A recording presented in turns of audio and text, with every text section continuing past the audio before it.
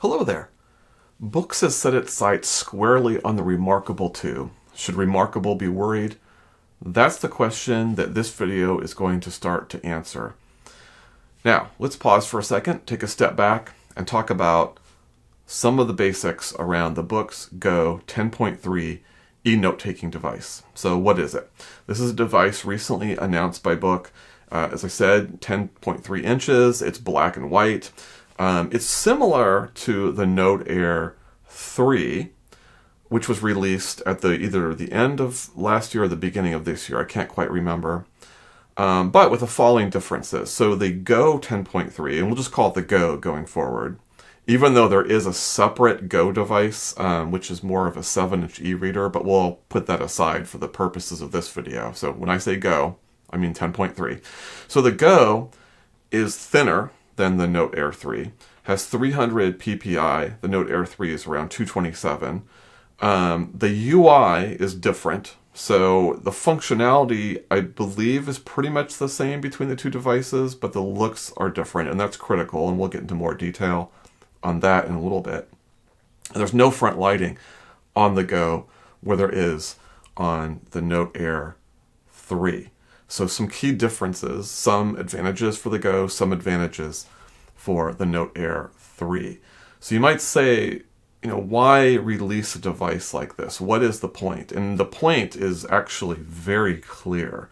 Boox is going after Remarkable in a really hard way. They've mentioned that in their videos, but if you look at the specifications, which we've got right here, it's pretty obvious. These are all the key attributes of the two devices. The green boxes are where one has an advantage, and they're all on one side of the equation. Boox is clearly setting their sights on the Remarkable 2, and why is pretty straightforward. The Remarkable 2 has a pretty large market share. Now, we're very opaque in terms of the number of sales of various devices. And so one thing I like to do as a proxy to kind of estimate that is I look at the subscriber base and Reddit for the various subgroups. So the subgroup or subreddit for Remarkable is about twice the size of the Boox subreddit. And so that's basically why I think Boox has really set their sight on Remarkable with this particular device. Like, there's this market that's untapped for Boox, and it's the Remarkable market that they're going after. Now, one thing you'll notice on this grid is the thickness of the two devices, and the Go beats the Remarkable by 1/10 of a millimeter. Now, I'm sure your reaction to that is, my goodness, who cares about 1/10 of a millimeter? There's no way you would actually notice that holding on to the devices. So why bring it up at all? And that's a fair comment. But I'm putting it on this grid because it definitely is something that Remarkable has built their advertising around. And this is one example of that. This is from a web search on Remarkable, results in this, the world's thinnest tablet. This is actually weeks after the Go was announced, so Remarkable has yet to update their marketing materials at this point. But clearly, this is one of the major selling points that Remarkable's had, and just another great example of how clearly the Boox Go has been competing and gunning for this particular device and this particular piece of the market. So yes, 1/10 of a millimeter doesn't mean much, doesn't mean anything practical, but it does mean something quite psychological toward the marketing strategy of Remarkable. So as we saw on the table, from a specification perspective, it's an absolute blowout. The Boox really dominates the Remarkable 2, although there's a few things to keep in mind when you're looking at those stats. For example, RAM. So the Boox device has much more RAM than the Remarkable device, but the Boox is running an Android 12 UI, where Remarkable is running a much more customized UI. And these customized UIs, we've seen this as well with Kobo and with Kindle, require less RAM to operate effectively. So the RAM difference may or may not factor in. In a similar fashion, battery life. The Go clearly has a much larger battery life, but does the Go need that battery life to support the functionality and the UI of Android? So some of the specifications look like they're clear winners, and certainly on paper they are, But in practice, maybe, maybe not. We're going to have to see. In addition to that, it's not all about specs. A big piece of what makes Remarkable successful in the group that it is that it has a very clean, really nice looking interface. So it's not just the Remarkable hardware, but it's the UI and how it looks and how it engages users without overwhelming them that's been so critical to Remarkable's success. Boox historically has really been on the opposite of that spectrum. They provide much more functionality, but at a cost of having a much more complicated and much higher learning curve for people using their devices. So with this device, Boox has taken a stab not just at the hardware, but at the software as well by trying to make their UI look a little closer to Remarkable. And we'll show some examples of that as we go through first impressions. But it's clear that Boox is trying to compete both on hardware and software, and they would have to if they were going to try to pull Remarkable users toward them, which is clearly what they intend to do. Now, it's not necessarily all about the Remarkable. You can make an argument that the Go is also competing with other devices, for example, the Kindle Scribe and the Kobo Ellipsa 2e. I mean, for example, the Scribe until now was the only other device that was a black and white device with 300 ppi resolution. The Go matches that, so you could argue the Go is coming after the Scribe as well. And in this, as is the case with Kobo, Kobo is notable in that it has one of the lightest weights for a 10.3 inch device, which is great for a reader, and the Go beats that. So you can see there's a couple key areas here where the Go competes against these devices as well. But ultimately, I think the fact that both the Scribe and the Ellipsa 2e have front lighting makes the Go quite a bit less competitive, given that that device does not have front lighting. And in my experience, front lighting is critical for an e-reader. I tend to read, for example, in my bed or in chairs that don't necessarily have a good lighting source. And so having front lighting on an e-reader is an essential thing for me. It's not as essential for note-taking. I find that I'm having, where I take most of my notes, the lighting is great, and I don't have to rely on front lighting.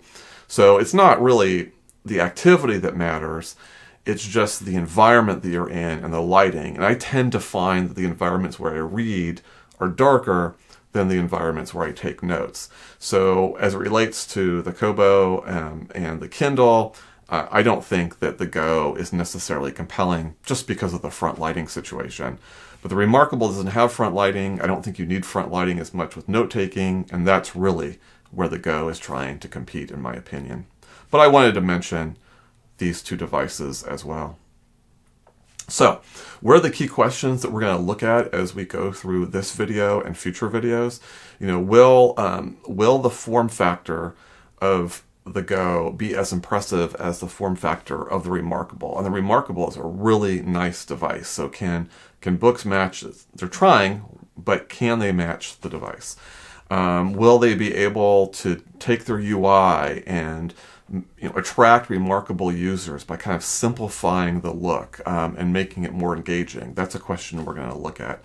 So we're going to look at those questions and broadly just how it stacks up against the Remarkable in this video and in future videos, and will culminate eventually into a review.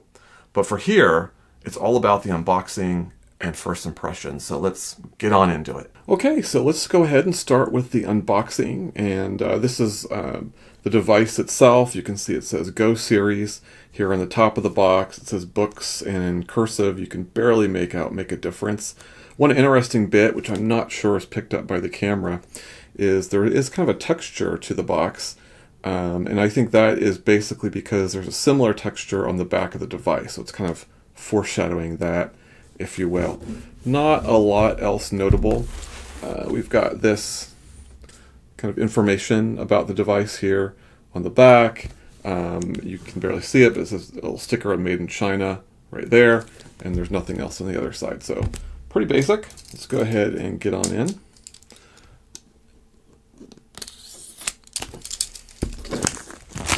You can definitely feel that texture in the box with the plastic off. Be interesting, I guess, to see if that texture is the exact same texture as the device itself. Let's go ahead and pull this out. All right. Got Boox here, and just a simple box. Okay, there's your device. Looks pretty nice. Let's pull that out. And then, oh, you can definitely feel how thin it is. So that's cool. Let's pull out this box. Let's see what we've got in here. Okay, there's your USB-C charging cable, like so, to match the color scheme of the device. Also have your stylus. Now this is, I can't remember exactly how Boox names this particular stylus, but it's the one with the groove lines. There is no eraser on the stylus. This is one of my favorites of the Boox styluses. It also is magnetic here on this flat side where it says Boox. But I like the texturing of the lines. This is always kind of the stylus I want to see with Boox devices. It would be nice if it had an eraser, but I do prefer this over the Pro stylus, which I have here, which does have an eraser on top. I just, the slick shaft, it just doesn't feel as nice to hold. So that's, you get the eraser, but you get the nice tactile feel with this stylus. Put that over here. That's everything, I believe, in this container, and then you've got some paperwork here, which we'll toss aside. My device also came with a cover. So this is when I bought it from Boox, so it also comes with a cover. So let's go ahead and open that up now. We can.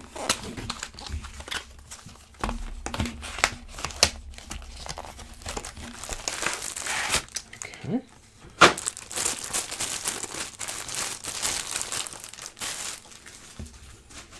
So one of the interesting things about this cover is this flap, which is a magnetic flap, is removable. So in the past, when Boox has had flaps, they were actually attached to the cover itself. But here, it's actually something that you can either use or not use. This is nice because at home, carrying the device around, I don't have any reason to have the flap. I don't need to protect the stylus from falling off because that's not going to happen. But if you put this into a bag, that might be the case, and you would want to use this flap then. We've got a desiccant, of course. So just pop that in there. Let's take off this plastic bit. That's interesting. So the device does not connect magnetically unless I have this backwards, and I think I do. So let's put this like this. Yes, that is a magnetic connection. That's the way it's supposed to go. And then we can put the stylus here on the side. And there we go. Probably could do a nicer job. Well, that's interesting. So this is something similar, and I thought this might happen. Let me validate the... There we go. So there's the flap in action.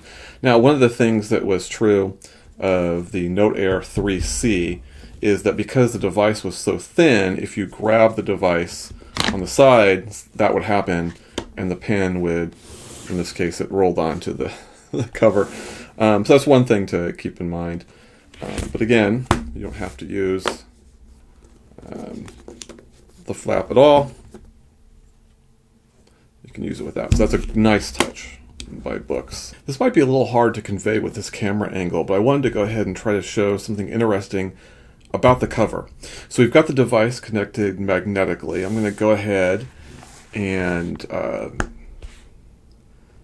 stand it up. You can see I've got auto rotate on.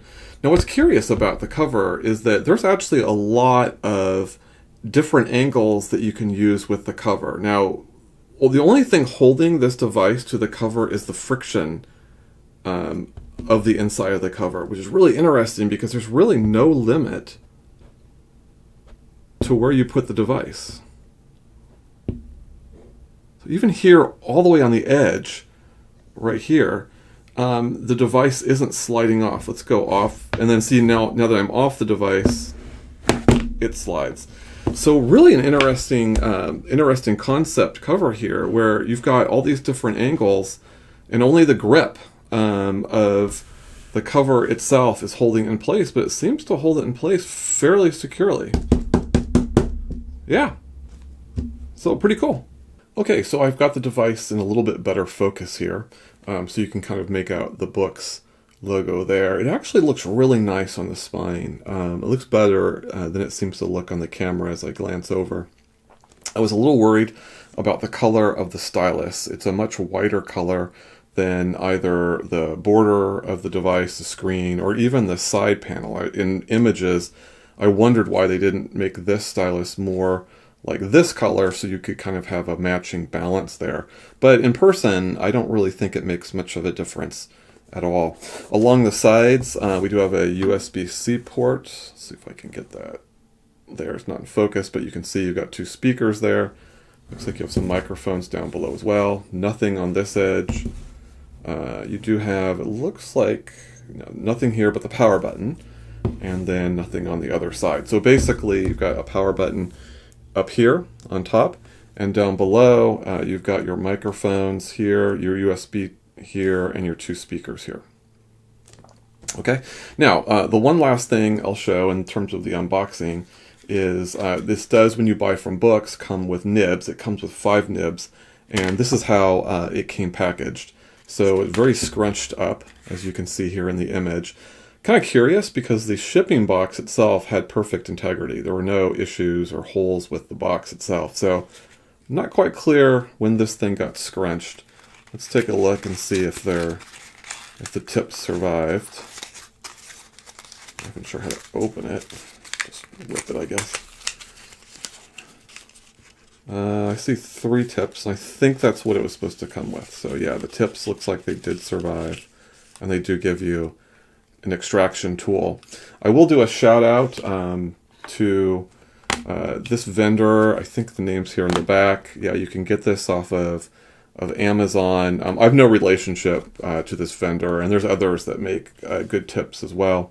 But I just highlight this one because you can get 20 tips in black that work pretty well with the Boox device. I checked out how these tips compared to the tip that comes with Boox versus the one that versus these on the Note Air 3C, and they sounded almost identical. There might have been a slight difference, but it was kind of hard to discern. So if you do have a situation where your tips didn't make it, or you need more than 3, when you buy from Boox, I think it's $20 for this set on Boox.com, which is outrageous. This box of 20, I think clocked in at $17. Again, I'll put the link there to Amazon. Just something to keep in mind. You don't need to be ripped off by your tips. You can get a good deal. And there's other brands too, not just this one. I'm just going to highlight this one because I have some experience with it now. But there's definitely other better deals than Boox.com. So keep that in mind as it relates to tips. Okay, let's take a look at the back. Let's get a quick look at that. So yes, you've got the texture over here as well as over here. Again, it's not tacky, so your fingers aren't kind of sticking to it, but it does have a nice feel. And then you've got this silver bar, which looks really nice. It also, that same color is wraps around the entirety of the device. So it's not just the strip, it's also the perimeter of the device as well. So that's basically what it looks like. You know, overall, my initial impressions, I'm pretty impressed. This has a really nice look and feel to it. Let's go ahead and do the weigh-in. Remember, we are expecting 375 grams. So we're going to bring out the old trusty scale, get that going, like so. And let's see what we weigh in on. 374. Nice. Some Boox devices in the past have been a little bit heavier than advertised. This is perfect. Let's go ahead and put the stylus on there. So now we're looking at 388. Very good. And let's go ahead and throw the cover, and I'll include the loop. So all of this combined, 652 grams, and that is your weigh-in. Okay, just a quick check of the hardware, the Boox device versus the Remarkable device. We've got Boox here on the left and Remarkable on the right. This gray bar is the edge of the Remarkable, so I've got them right next to each other. In terms of thickness, the Boox is supposed to be, again, 1 millimeter thinner, and if you run your finger over it, you know, it's almost, you can kind of feel it up here on top, but they feel almost equal down below. It's, you know, the thickness difference is not particularly discernible. In terms of the height, you can see there's, I've got them lined up in the bottom of the screen, so you've got the Remarkable sticking out a little bit more, almost a finger width here on top.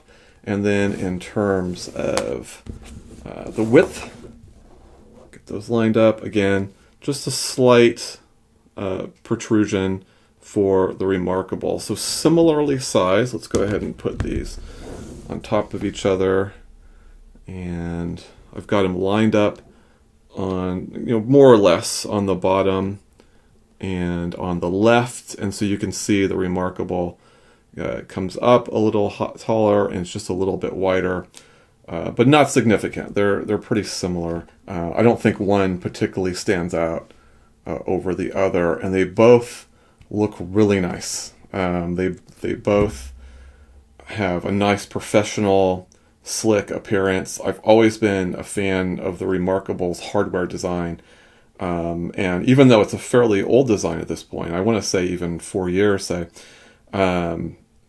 it still holds up. And I think the Boox design, just on the surface anyway, it matches this pretty well. So Boox really did a good job in putting this together. And again, there's a lot of the similarities. You know, yes, the Remarkable has the darker bar as opposed to the lighter one here with the Boox, but it's you know, more evidence from a hardware perspective of how much Boox is going after Remarkable. And as we boot up, we'll show some of the software aspects of that as well. All right, so we've pretty much covered the hardware. Let's go ahead and boot this thing up. Again, I'm going to hold down the power button here until it starts turning on. Okay. All right, we'll go ahead and pick English there. And we're going to pretend like we've read all the user agreements. And we can go ahead. I'm going to just leave the time, but here's obviously where you would set it to your time zone. Even though it has the set time automatically feature, I found you still need to set the time zone. So just something to be aware of. Let's go ahead and move forward. Here are some of the power options. So auto sleep, as a reminder, is when, or if you're not familiar with these devices, is when the device will shut the screen off, but by pressing the power button or by opening the cover, you can go right into the device and it's up and running in just a couple seconds.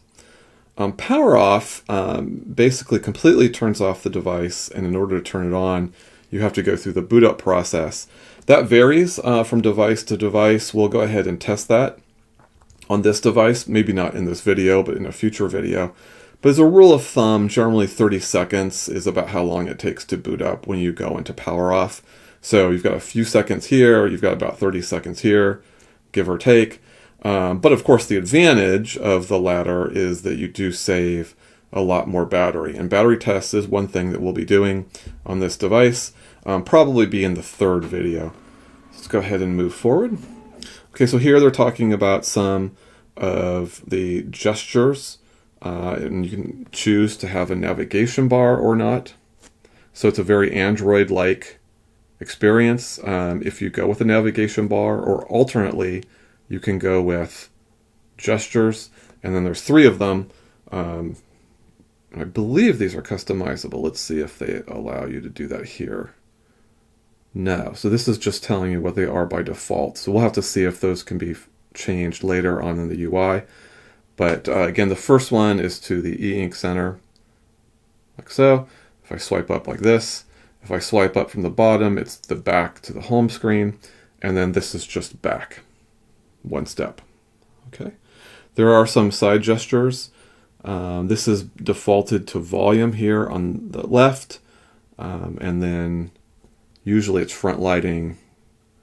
No, this is dark color enhancement. That's interesting. And then if you swipe in, it takes you back just like it does from down below. And you can do that from either side or this way. And by default, these are set to off. All right, finishing up the setup process. Okay, so I wanted to do a quick comparison. And what we've got on the left is the Note Air 3C. And I've gone ahead and put on some front lighting because it would be too dark without it. And then, of course, on the right is the new Boox Go device. And there is no front lighting on the Boox Go device, which, as I should have noted earlier with the swipe gestures, I initially postulated that it was going to be the front lighting, but of course this device doesn't have front lighting, so it makes more sense it was something else, and it turns out it was dark enhancement. But the thing I want to point your attention to is around the way they've done their system icons. So you can see here, this is kind of the traditional look for the non-tab devices in the Boox series, at least for the last few years. And you can see how they're kind of evenly spaced. Ignore the color aspect of it, but the icons themselves are just kind of go evenly along the spine. Whereas with the Go, they're kind of clustered over here, and then you've got this white space, and then you've got the settings icon. Now the reason why I'm calling that out is it's very reminiscent of the Remarkable. I'm actually in the Remarkable Notes app here, and you'll notice that they have some icons here and then this white space, and then you've got more icons down below. So there is kind of a design cue that you can see between this system UI and the Remarkable note-taking app. What's curious though is that doesn't actually extend into the note-taking app itself. So if I go in there and I go ahead and launch a note-taking app, so you don't see any white space here. This is pretty much what we're used to with Boox's note-taking app, with the exception of some of the icons, of course, look different and are a little bit nicer for sure, but also reminiscent of the Remarkable. So if I click on the pen icon, you can see the options there and kind of the iconography of the different pen styles. And if we click on that over here, then you can see something kind of similar in terms of design here. If we go back to what Boox had done previously, so we'll go into Notes and just look into a notepad real quickly, you can see the pen icons were very different. They were kind of the entire pen silhouetted as opposed to just the tip of the pen, which again, very much how Remarkable has done things, as we can see up here. So again, you can see some definite design cues, not just in the hardware, but also in the UI of this device in terms of how Remarkable has done things. There's an interesting tutorial I just wanted to kind of show off because I think it might go away. And this is basically when I clicked on the Google Play Store, and you can see there's kind of this icon in the lower right corner, which I think might be related to this. And basically it's talking about how you can kind of optimize the particular app. And so, for example, they have display and optimize badge, which you can turn off or on. Let's go ahead and turn that off. Okay, and then it looks like that. So with the optimization, that is the icon that's being indicated. And if we go on to the next, you can kind of talk about, what's the basic type of application that you're using, and then you've got your e-ink settings that you can apply as well. So you can do customized settings for that particular app. And then this is your DPI size. Let's go ahead and play with that a little bit. See how that makes it really huge. That makes it really small. We'll just kind of set that in the middle. It's kind of roughly, like so. Okay, and then again, these are all things actually that you can go back and change later, but they're different options. And again, it can be app dependent. Okay, so I just wanted to show off that tutorial just in case I wouldn't have that ability later on. I'm going to go ahead and sign into Google Play, and we'll be right back. Okay, I went ahead and went into Wi-Fi, logged in, and it actually asked for a firmware update, which I went ahead and did, and it was a minor update, nothing of particular note. What was notable, however, was after I loaded that update, there was a second update that came up. That's kind of unusual. It's not unusual for a new device that comes out to have an immediate firmware update. In fact, I'd say that's more normal than anything. 2 is a little strange, particularly for a new device, but outside of that, there was nothing particularly notable about it. It did take a while to update, even though they were both pretty minor updates. So just something to be aware of when you get your device. Give a little bit of time to allow that process to play out. I thought we would do a really quick overview of the UI. The next video I'm going to do is going to be a much more detailed visual tour of the device. We'll go through all the system settings, we'll go through the note-taking app, we'll go through the reading app in much more detail. So this is really just kind of a survey, if you will. And we'll start off by going down the side here. So this is the library, and this is essentially where if you have any documents that you bring onto the device, they would appear here. There's no documents currently, so it's empty. But we'll go ahead and load a few in subsequent videos to see how it handles PDFs, CBRs, as well as EPUBs. Then there's a store. This is the store specific to books. So they've got a number of books that you can download for free. I think they sell some books in here as well, but I may be mistaken on that point. But you're not limited to this store, and we'll see that down in the apps in a bit. You do have your note-taking app. Anyone familiar with the Boox note-taking app will be right at home here. We saw it briefly. And we'll go through all these details at a future video. One thing I do want to point out is that despite the fact that the screen itself doesn't appear to be any type of film on here, there is a definite scratchiness to the writing. And let me go ahead and go to a ballpoint pen, get that a little darker.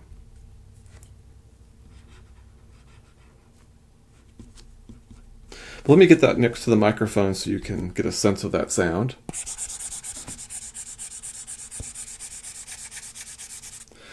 So an interesting scratchy sound that you normally associate with films that are on the device, and maybe there is a film on this device. As I touch it, it feels just like glass, so I don't get the sense that there's a film there, but you are getting some sound off of the writing, which is nice. Anyway, let's go back to the main menu. We also have storage. So this is where you can do these links to go into any things that's loaded on the device, or if you just wanted to go through your folder structure, you would click it here, and there's your folders. And then finally, you have your app drawer. I went ahead and logged into the Play Store, and I added a few apps. Google News, as well as Kobo Books were added, but all the other apps are defaults onto the device. And again, in the visual tour, we'll go through all of those in detail. Let's take a look at the settings button here. This is my first time in, so I have to click through the agreements. And this is pretty standard again for Boox devices. You can also, at any point, and I'll go ahead and go back to the home screen, but you can swipe down, and swiping down allows toggles for Wi-Fi as well as Bluetooth. And then you've got some shortcuts. You've got shortcuts to your e-ink center, your rotation, and so on. And then there's actually 2 pages of that. And then you have your volume. Okay, let's go into apps again. And I wanted to show a couple things just to see how well this performed and get a sense of how well the device handles ghosting. I'm not trying to optimize anything at this point. I'm pretty much going to go at least with the default with news. I did play with the Kobo Books a bit in terms of formatting it, but I'm not playing with the different options, for example, that are available in the e-ink center. Oops, wrong one. Let's get out of there. Swipe back. Here we go. I'm not playing with, at this point, with the different possibilities like these modes down below. And sometimes there'll be a fifth one as well, depending on where you're at. So this is just a quick survey, just to get a feel for how this device kind of handles ghosting outside the box. And let's start off actually with Kobo Boox. So here we are in a book. I'm just going to go ahead and turn the page, and see pretty good responsiveness. Again, we might be able to get to be a little bit better depending on how we set up the modes. But no ghosting that I can discern. So that's pretty good, although that's fairly common with text. So let's go ahead and take a look at where ghosting is more common, which is in scrolling. So we're going to go ahead and go into Google News here. And let's go ahead and scroll and see how that handles ghosting. Okay, you can see a little bit of ghosting down here, but it's subtle. Doesn't seem to get in the way of the text at all.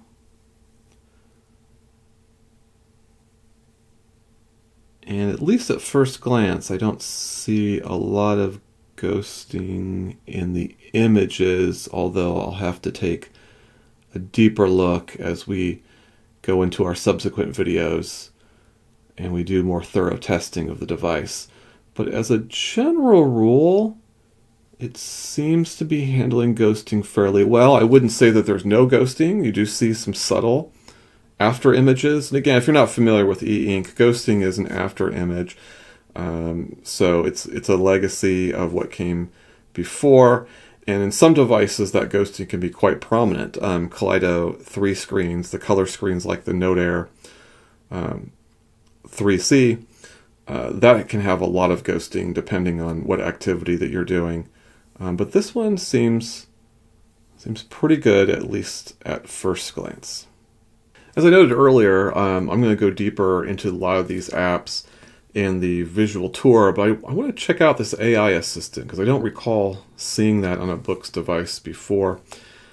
And as it turns out, in order to leverage this, you have to have an Onyx account. But basically, it looks like it's a kind of a ChatGPT interface. So we'll take a closer look at that. Yeah, so looks like that should be something kind of interesting to play with. Okay, let's start talking first impressions. Hardware-wise, I'm really impressed with it. I think they're definitely making good on their challenge to Remarkable. And so that, my initial impressions are great. Holding the device is very comfortable. They balance the weight really well. They've got rounded edges that make it nice to hold against the hand, so you don't feel any undue pressure or pinching of the skin. So it's just a nice job with the form factor. The cover, I think, is pretty nice. I love the fact that you can stand it in multiple configurations.